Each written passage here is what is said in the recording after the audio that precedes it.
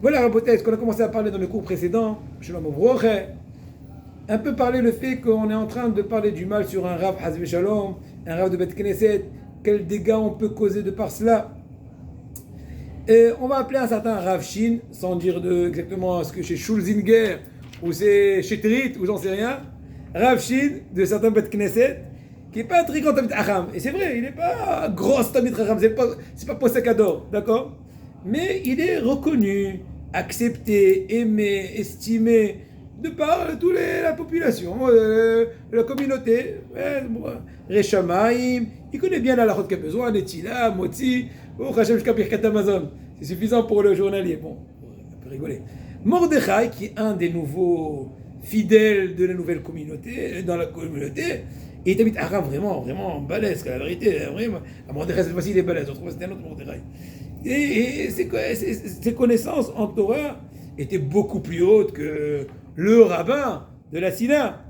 Mordechai, ça fait qu'un an qu'il est venu, il est nouveau dans la choule, il n'aura pas le droit, et il ne se gêne pas de dire, à toute bonne circonstance, quand il peut, de mettre en évidence sa supériorité vis-à-vis de monsieur Rav Shin. Et même il humilie à la rigueur devant tout le monde. Ah ouais, c'est comme ça marqué dans la halakha, ouais. On parle discrètement. Pourquoi tu l'humilies devant tout le monde? J'aurais pu penser, Rav, qu'est-ce que tu penses, etc. Avant que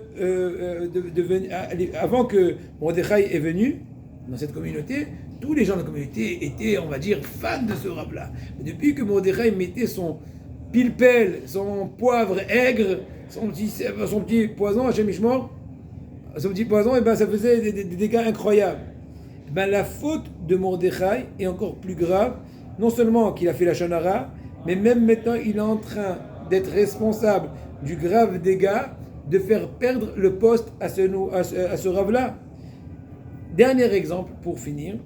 Haïm vient de se marier, ça fait quelques mois, et c'était en fait le nouveau Khatan, c'était la nouvelle origine de la joie des beaux-parents, les parents de sa femme. Et il l'honorait, il prouvait de l'estime, de façon hors du commun. Toutes les années, ils ont rêvé, ils ont attendu, ils ont langui un tel Khatan pour leur fille, un Tamid Acham. Et donc maintenant, voilà, leur rêve s'est accompli de par ce mariage-là. Jusqu'à qu'un beau jour, leur rêve a été un peu, comment dirais-je, caché.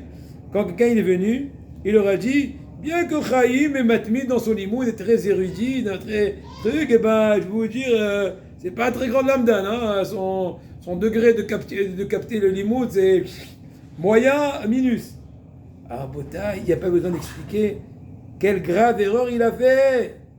Autre exemple, il faut s'abstenir de ne pas dire des phrases comme les suivantes, des remarques piquantes ou plutôt amères. Lesquelles? Reuven, c'est pas un lamdan, il n'est pas si très pilpoulique dans la Gemara. Ou bien Lévi, il n'est pas très connaisseur en Gemara. Tiens, l'arigot. Yuda, il ne fait pas beaucoup de chidushim. C'est lui que du ratatouillage, il fait du traduction. Dans ses cours, c'est traduction. C'est sympa, traduction assermentée, mais pas plus. Abotai, si un ami à toi te demande sur les qualités, sur les aptitudes de ton ami, la force de son limoud, et ben, parce qu'il veut étudier avec lui Torah, et ben, tu as le droit de lui dire. Parce que pour lui répondre, est-ce qu'il peut être adéquat à son niveau, à son rythme, à son style, à son assiduité, c'est bien. Parce que tu as l'intention de